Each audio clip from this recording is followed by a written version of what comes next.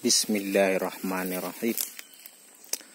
Ini jenis laka daunnya. Inilah daun laka from Aceh, Sumatera, Aceh Barat.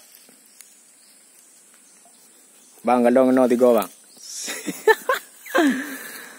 Ini lokasi laka yang baru kita temu di Molabuh. Ini hanya sekedar pohonnya.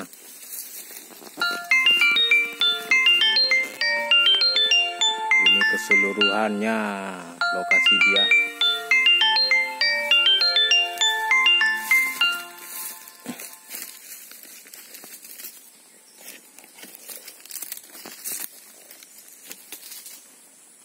Ini pencari laka Aceh Barat nih.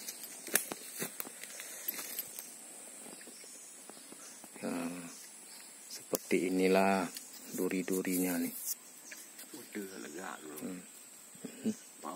Ini durinya.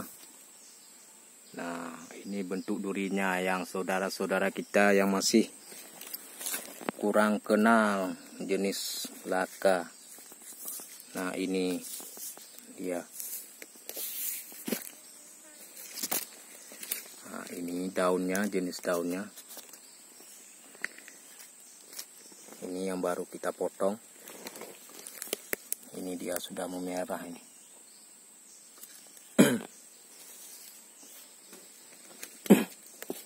Ini lokasi Aceh Barat. Ini kami memang rutin di laka, khusus mencari laka, lokasi laka.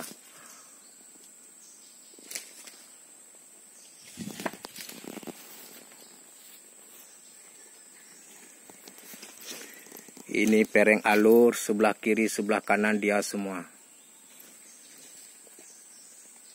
Nah.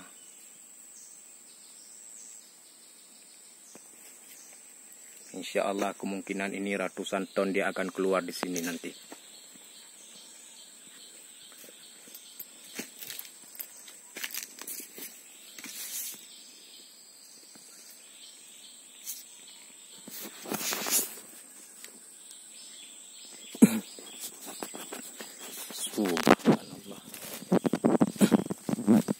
Nyo bantabo nyo ji bang.